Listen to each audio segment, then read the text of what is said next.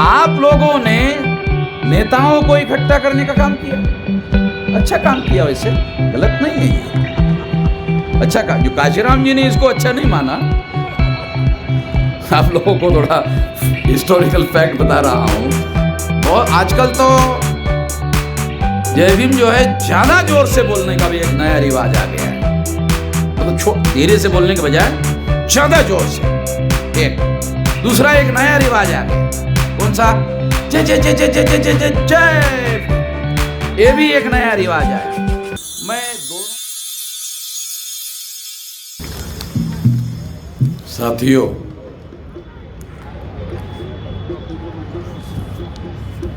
आज न्याय अधिकार महासम्मेलन का 6 और 7 दिसंबर को तमाम संगठनों के कार्यकर्ताओं के द्वारा इकट्ठा आकर आयोजन किया गया है। तमाम संगठन के कर्ता धर्ता मंच पर उपस्थित है, बहुत खुशी की बात है। सभी लोगों को इस बात से खुशी होनी चाहिए कि जो लोग अलग अलग संगठन बनाकर समाज में लड़ाई लड़ रहे हैं, वो लोग सारे के सारे इकट्ठा होकर न्याय का अधिकार हासिल करने के लिए यहाँ मंच पर उपस्थित है। साथियों, मैं बहुत लंबी बात कहने के लिए आपके बीच में नहीं आया हूँ। मैं 2-3 बातें ही आप लोगों के बीच में कहना चाहूँगा। तमाम बुद्धिमान लोगों ने और बहुत अनुभवी लोगों ने आप लोगों के सामने बहुत सारी बातें कही। मैं केवल 2-3 बातें ही आप लोगों के सामने रखना चाहता हूँ। सबसे पहले तो हम लोगों को ये समझना बहुत ज़रूरी है कि इस देश में आज़ादी के नाम पर जो आंदोलन चलाया गया, आज़ादी का अमृत महोत्सव इस देश में मनाया जा रहा है और हमारी महत्वपूर्ण समस्याओं का कोई समाधान नहीं हुआ।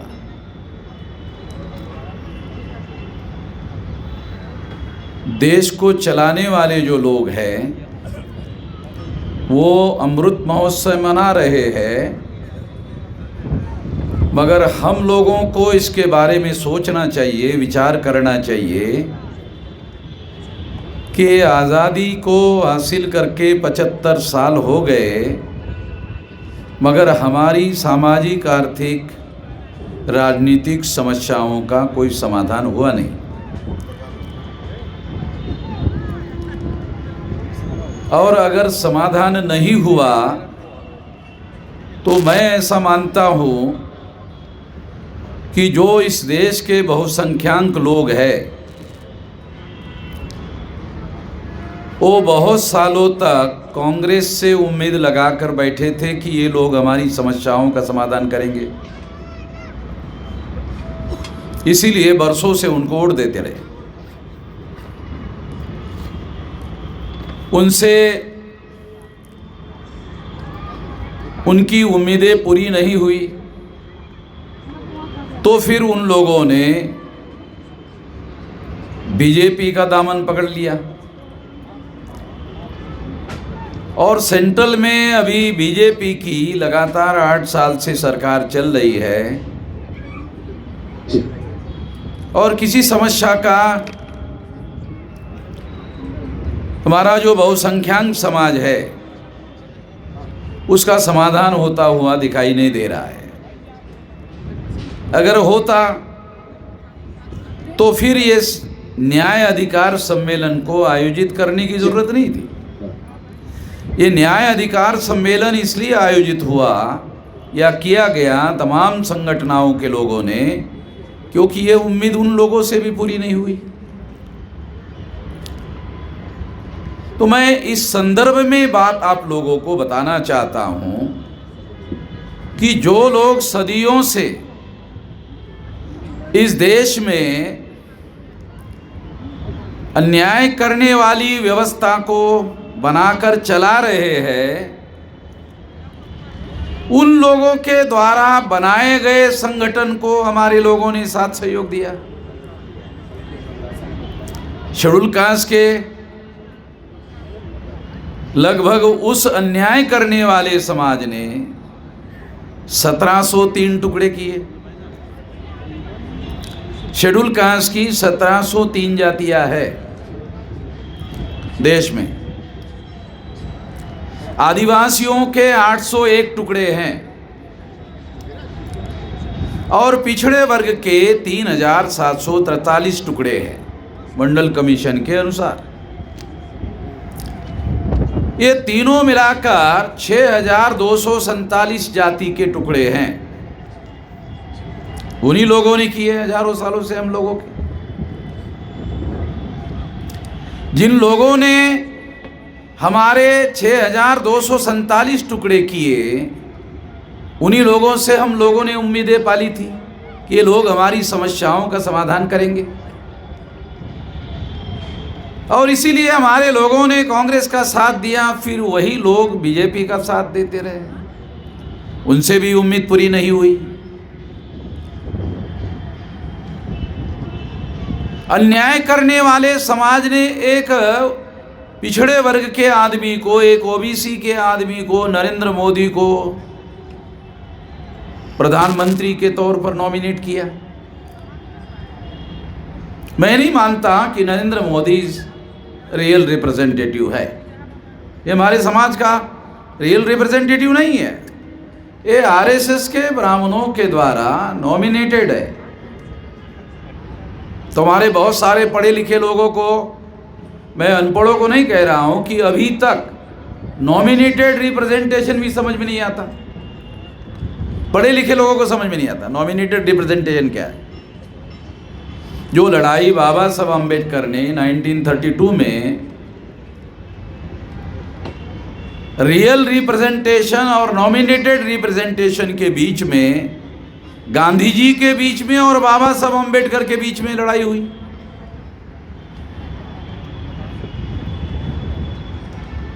हम बाबा साहब का नाम तो लेते रहते हैं और जयकारे भी बहुत लगाते रहते हैं, जय जयकार भी बहुत करते रहते हैं, मगर बाबा साहब अम्बेडकर की और गांधी जी के बीच की लड़ाई क्या थी, इसको जाने बगैर ही हम आज की लड़ाई लड़ना चाहते हैं।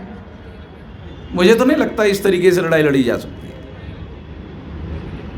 जो कौम इतिहास से सबक नहीं सीखता, वो काम कभी अपना आंदोलन, स्वाभिमानी आंदोलन नहीं चला सकता, आत्मनिर्भर आंदोलन नहीं चला सकता, अपने बल पर आंदोलन खड़ा नहीं किया जा सकता, अगर इस इतिहास को आप जानते नहीं हैं। 1932 को नॉमिनेटेड रिप्रेजेंटेशन और रियल रिप्रेजेंटेशन, इसके बीच की जो लड़ाई है, बाबा साहब अम्बेडकर और गांधी के बीच में लड़ाई थी। और बाबा साहब अम्बेडकर शेड्यूल कास्ट और शेड्यूल ट्राइब के लिए रियल रिप्रेजेंटेशन का 17 अगस्त 1932 को अधिकार हासिल करने में कामयाब हुए थे। कितने पढ़े लिखे लोगों को यह बात जानकारी है कि गांधी जी ने इस अधिकार को आमरण अनशन करके छीन लिया? कितने पढ़े लिखे लोगों को पता है? और अगर पता है तो वो पता होना क्या आज के तारीख में जो 131 मेंबर पार्लियामेंट शेड्यूल कास्ट और शेड्यूल ट्राइब के वर्तमान पार्लियामेंट में चुनकर गए हुए हैं, और जिसमें 76 मेंबर पार्लियामेंट शेड्यूल कास्ट और शेड्यूल ट्राइब के भारतीय जनता पार्टी के 303 मेंबर पार्लियामेंट में शेड्यूल कास्ट और शेड्यूल ट्राइब के लोग शामिल हैं जो बीजेपी की सरकार बनाने में लगे हुए हैं, उस सरकार को चलाने में लगे हुए हैं, जिसको हमारे पढ़े लिखे लोग, विधायक जी, सांसद जी, यानी आप लोग अपने लोगों को जगाते भी रहोगे और दलालों और भड़वों को, जिनको बाबा साहब अम्बेडकर ने व्हाट गांधी एंड कांग्रेस और डन टू अनटचेबल नाम की किताब में दलाल और भड़वे कहा, उनको आप सांसद जी भी कहते रहेंगे, आप विधायक जी भी कहते रहेंगे, और आपको इस बात का मलाल भी होगा कि यहां लोग उपस्थित नहीं है। अरे लोग उनके साथ जाएंगे, इलेक्टेड मेंबर पार्लियामेंट के सांसद जी के साथ जाएंगे, विधायक जी के साथ जाएंगे कि आपके साथ आएंगे, कफल्लक लोगों के साथ में? उनके साथ जाएंगे ना, उनके साथ जाएंगे। जब तक आप उन दलालों और भड़वों के बारे में, जिनको बाबा साहब अम्बेडकर ने what Gandhi and Congress have done to untouchable में दलाल और भड़ुआ कहा, आप कह सकते हो? जो बाबा साहब अम्बेडकर ने लिख कर रखा वो कहने की भी आप लोग जरूरत नहीं करते हो। तो लोग जागृत कैसे होंगे? उनसे लोग कटेंगे तो यहां मैदान में आएंगे, उनसे जुड़े रहेंगे तो आपके मैदान में कैसे आएंगे? और क्यों आएंगे? सांसद के पास जाएंगे ना, विधायक के पास जाएंगे, आपके पास क्या आएंगे? क्या है? अगर आपने पुलिस चौकी में टेलीफोन किया तो पुलिस चौकी वाला आपकी सुनता नहीं है, उसकी सुनता तो है कम से कम सांसद की और विधायक की, उसके साथ जाएंगे।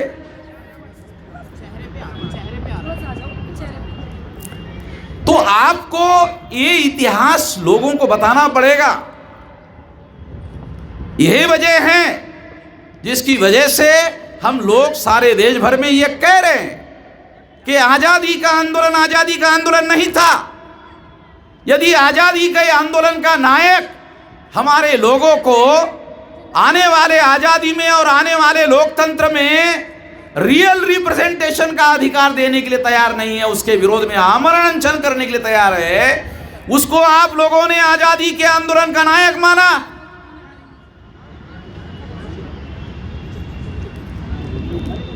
उसको नंगा करना पड़ेगा। वैसे तो वो आधा नंगा ही है, थोड़ी आधी कोशिश करनी पड़ेगी, ज्यादा कोशिश नहीं करनी पड़ेगी। आधी कोशिश करने के लिए भी आप राजी नहीं हैं। आप अपने लोगों को इसके लिए जागृत नहीं करोगे तो आपके साथ जो उनके साथ लगे हुए हैं, अरे आपके साथ आएंगे कैसे जब तक उनसे आप लोग अलग नहीं करोगे? उनसे उनको अलग करना पड़ेगा तो फिर ये मैदान भरेगा। क्यों नहीं भरेगा?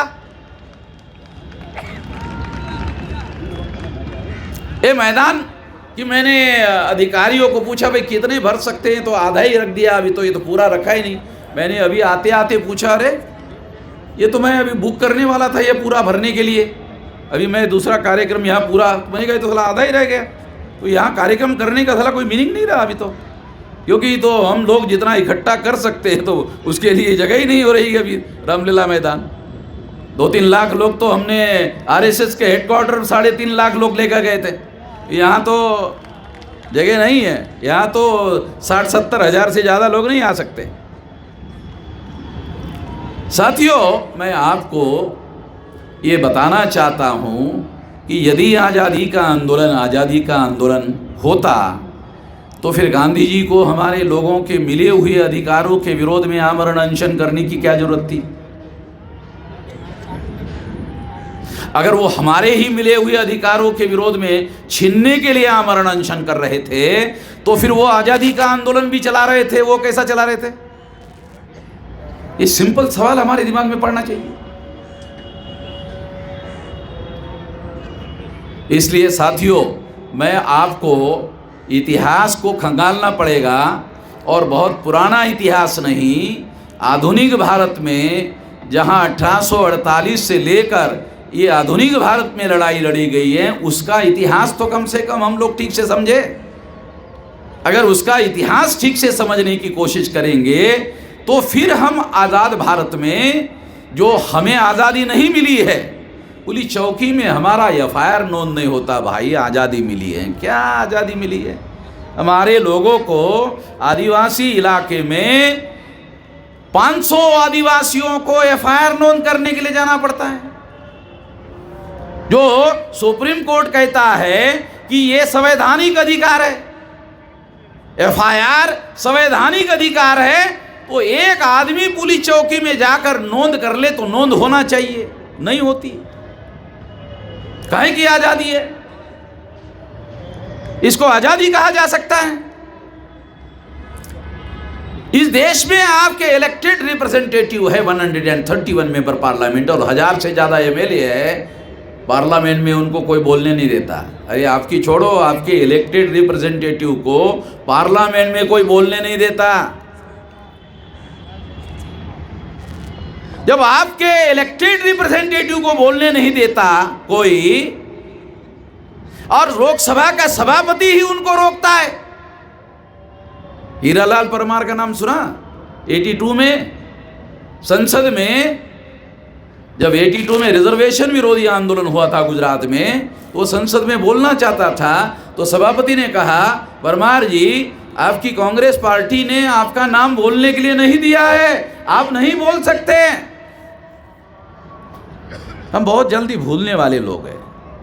हमारे पिछवाड़े पे डेली लात पड़ती है, मगर भूलने का हमारा ऐतिहासिक रिकॉर्ड है। हम बहुत जल्दी भूल जाते हैं और फिर नई नई कहानियां हमारे सामने आती रहती है। साथियों, एक तो ये बात हम लोगों को, ये जो 1848 से लेकर 1956 तक का जो आधुनिक भारत का इतिहास है, अगर उसे ही ठीक से समझ लो, बहुत पुराना 2-3 हजार साल का छोड़ो, ये भी अगर इतिहास ठीक से समझ लो और समझकर उसके सबक लेकर अगर आप अपने लोगों को जगाने का काम करो, तो लाखों लोग ये मैदान पर इकट्ठा हो सकते हैं। क्यों नहीं हो सकते? तमाम संगठनों के कार्यकर्ता यहां मंच पर इकट्ठा है, बहुत अच्छी बात है, बहुत खुशी की बात है, मगर ये निश्चित रूप से हम लोगों को दुखी करने की बात है कि यहां 90% कुर्सियां खाली है। निश्चित रूप से हम लोगों को दुखी हैं। तो जो केंद्र सरकार चलाने वाले बीजेपी और आरएसएस के लोग हैं, क्या मैसेज गया यहाँ से? बहुत गलत मैसेज गया, बहुत दुखी करने वाला मैसेज गया। उनका हौसला बढ़ता है इस वजह से, हमारे दुश्मनों की हिम्मत बढ़ती है इससे। तो ये हमारी समस्या है और ये समस्या रहेगी। एक तो ये बात मैं आप लोगों को बताना चाहता हूं। दूसरी बात मैं आप लोगों को बताना चाहता हूं, क्योंकि मैं 3 ही बात बोलूंगा। दूसरी बात ये कि हम लोगों को इस देश में परिवर्तन करने के लिए आंदोलन चलाना होगा। अगर परिवर्तन करने के लिए आंदोलन चलाना होगा, तो क्या कोई आंदोलन संगठित शक्ति के बगैर आप चला सकते हैं? क्योंकि आपकी इस देश में जो 6247 जाति के टुकड़ों में बांटकर इस देश की जो ब्राह्मणिकल सोशल ऑर्डर बनाई गई है, उस व्यवस्था को बदलने के लिए, उस व्यवस्था का परिवर्तन करने के लिए आपको इस देश में आंदोलन चलाना होगा। वो है आपकी मूल समस्या। और इस समस्या का समाधान करने के लिए आपके पास संगठित शक्ति चाहिए। आपके पास संगठनाएं हैं, संगठित शक्ति नहीं। क्योंकि यहाँ तो हमारे तमाम जो लीडर हैं, उन लोगों की संगठनाएं तो है, नहीं है ऐसा थोड़ी है, मगर संगठित शक्ति नहीं है। जब काशीराम जी ने, क्योंकि काशीराम जी ने पहले महाराष्ट्र में काम शुरू किया था, तो महाराष्ट्र के लोग उनको बोलते थे, आप लोगों को मालूम नहीं है क्योंकि हम लोग उस समय काम करने वाले लोग कार्यकर्ता थे, तो हमें मालूम है। लोग महाराष्ट्र के उनको क्या बोलते थे कि ये रिपब्लिकन पार्टी के जो टुकड़े हैं उसको आप इकट्ठा करो। काशीराम जी ने नहीं माना। वो बोलते थे ये उन टुकड़ों को इकट्ठा करो, लोग बोलते थे। तो उन्होंने, काशीराम जी ने इस बात को नहीं माना। उनका कहना था कि इनको इकट्ठा करने के लिए मैं जितना समय लगाऊंगा, होगा कि नहीं होगा नहीं बोल सकते, क्योंकि बहुत पहले दूसरे लोग भी कोशिश कर चुके हैं। उससे बेहतर तरीका है जनता को जगाकर इकट्ठा करना। मैं आपको हिस्टोरिकल बात बता रहा हूँ, सबूत के आधार पर बता रहा हूँ। तो उन्होंने दूसरा रास्ता अपनाया। कौन सा? जनता को जगाकर इकट्ठा करने का। आप लोगों ने नेताओं को इकट्ठा करने का काम किया, अच्छा काम किया, वैसे गलत नहीं है ये, अच्छा का। जो काशीराम जी ने इसको अच्छा नहीं माना, आप लोगों को थोड़ा हिस्टोरिकल फैक्ट बता रहा हूं, ये रास्ता सही नहीं है, ऐसा काशीराम जी का मानना था। इससे हमारा कुछ होगा नहीं, इससे समाधान नहीं होगा। अभी भी कुछ लोग ये बोल रहे थे, एक लड़की बोल के गई कि अब यहाँ हमारे संगठनकर्ता नेता लोग इकट्ठा तो हो गए, कल क्या होगा? यकीन नहीं है तो लड़की का, यकीन नहीं है, हमारे ऊपर विश्वास नहीं है लड़की का, तो मैं उसको गलत नहीं मानता। जिस लड़की ने अपनी बात कही, उस लड़की को मैं गलत नहीं मानता। तो इसलिए मैं आपको ये बात कह रहा हूं कि काशीराम जी ने महाराष्ट्र के लोगों की बात को नहीं माना और उन्होंने जनता को जगाकर इकट्ठा करने का काम किया, उसमें उनको सफलता मिली। काशीराम जी को उसमें सफलता मिली। अगर काशीराम जी को सफलता मिली तो मुझे लगता है कि ये सफलता हासिल करने वाला रास्ता है, इसको दूसरे लोग भी अपनाकर सफल हो सकते हैं।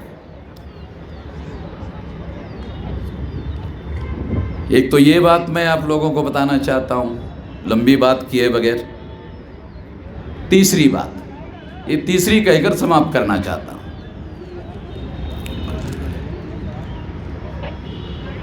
यही रास्ता जो काशीराम जी कहते थे या वो करते थे, हम लोग वही कर रहे हैं। हम लोग वही कर रहे हैं और आज 31 राज्यों में 567 जिलों में और 4000 से ज़्यादा तहसीलों में और 1.5 लाख से ज़्यादा गाँवों में 22,000 से ज़्यादा ब्लॉक में हमारा संगठन फैला हुआ है, जिसके लिए मैं 18 साल 3-4 महीने की मेरी उम्र थी तब से लगा हुआ हूँ। अभी मेरी 65 साल की उम्र पूरी हो गई है। तो इसमें हमने इतना लंबा समय, लगभग 5 दशक संगठन निर्माण करने के लिए लगाया। आप लोगों ने केवल इतना ही देखा और सुना कि 3.5 लाख लोग आरएसएस के हेडक्वार्टर पर गए थे, इतना ही आपने देखा और सुना। आपको ये मालूम नहीं कि ये यकाएक कैसे हो गया। तो यकाएक नहीं हुआ, इसके पीछे 5 दशक की लंबी जद्दोजहद है और इतना बड़ा संगठित शक्ति का निर्माण हम लोगों ने किया, जो काशीराम जी ने रास्ता बताया। और बाबा साहब अम्बेडकर का जय जयकार किए बगैर, क्योंकि हम लोग जय जयकार बहुत ज़्यादा करते हैं और जय भीम जो है बहुत, आजकल तो जय भीम जो है ज़्यादा जोर से बोलने का भी एक नया रिवाज आ गया है। मतलब धीरे से बोलने के बजाय ज़्यादा जोर से। एक दूसरा एक नया रिवाज आ गया, कौन सा? जय जय जय जय जय जय जय जय जय भीम। ये भी एक नया रिवाज आया। मैं दोनों में से कोई भी नहीं करता हूँ, दोनों में से एक भी काम नहीं करता हूँ। मैं यहाँ ऐलानिया बोल रहा हूँ, ये बोलने के लिए थोड़ा सुनने वाले लोगों को अच्छा नहीं लगता, मगर फिर भी मैं यही जोखिम और खतरा लेकर बोलते रहता हूँ। क्यों? क्योंकि मैं एक कैडर बेस ऑर्गेनाइजेशन बनाता हूँ, चलाता हूँ, और हमारे समाज को अगर आप बदलने का काम करना चाहते हो तो केवल मात्र एक विकल्प है कि आपको अपने समाज को संगठित करने के लिए केडर बेस ऑर्गेनाइजेशन बनाना पड़ेगा। अब आरएसएस के विरोध में बोलते रहते हो, भाषण देते रहते हो, उनको कोई फर्क नहीं पड़ता। क्यों? वो केडर बेस ऑर्गेनाइजेशन है, कम्युनिस्टों का केडर बेस ऑर्गेनाइजेशन है, तो आरएसएस पर कोई असर नहीं पड़ता। आरएसएस को असर पड़ता है जब आपका कोई राष्ट्रीय स्तर का कैडर बेस ऑर्गेनाइजेशन हो और हर जिले में एससी एसटी ओबीसी के लोग, कोई वैचारिक सवाल होता है तो जिले में ही जवाब देने का काम करे, तहसील में ही जवाब देने का काम करे।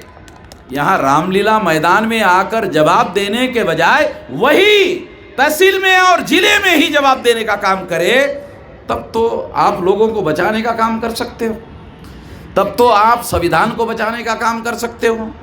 एक बहुजन समाज पार्टी का एमएलए आगरा का बहुजन समाज पार्टी छोड़कर बीजेपी गया, उसने आकर बताया कि वहाँ चर्चा चलती है कि ये वामसेव के लोग अगर नहीं होते तो अभी तक तो हमने संविधान बदल दिया होता। वो एमएलए वहाँ आगरा का बीएसपी छोड़कर गया बीजेपी में, तो वहाँ मीटिंग में चर्चा होती है तो उसने आकर बताया, तो हमारे लोग उसके पास चंदा मांगने के लिए गए थे, तो है नहीं आपको चंदा नहीं देंगे। जब वहाँ संविधान बदलने की बात के रेफरेंस में वामसेव का नाम आया और कहा कि वामसेव नहीं होता ना तो अब तक तो बदल दिया होता, वो वापस आकर टेलीफोन किया हमारे लोगों को कि जरा आ जाओ। तो कहा क्यों? वो चंदा लेके जाओ। चंदा मांगने के लिए गया तो दिया नहीं। जब उसने अंदर जाके बीजेपी वालों से सुना ना, तब जाकर हमारे आदमी की अकल जो है, ये कौन लड़ रहा है, मैं आपको बताना चाहता हूँ, समझाना चाहता हूँ कि हमारे समाज की लड़ाई अगर आप वास्तव में लड़ना चाहते हो और बदलना चाहते हो और यहाँ आकर केवल भाषण नहीं करना चाहते हो, यहाँ बहुत जोर जोर से अगर मान लो आप भाषण कर लोगे और ये समझ लोगो कि इससे आपका दुश्मन डर जाएगा, आपका दुश्मन पर प्रभाव पड़ेगा, इससे कुछ नहीं होने वाला।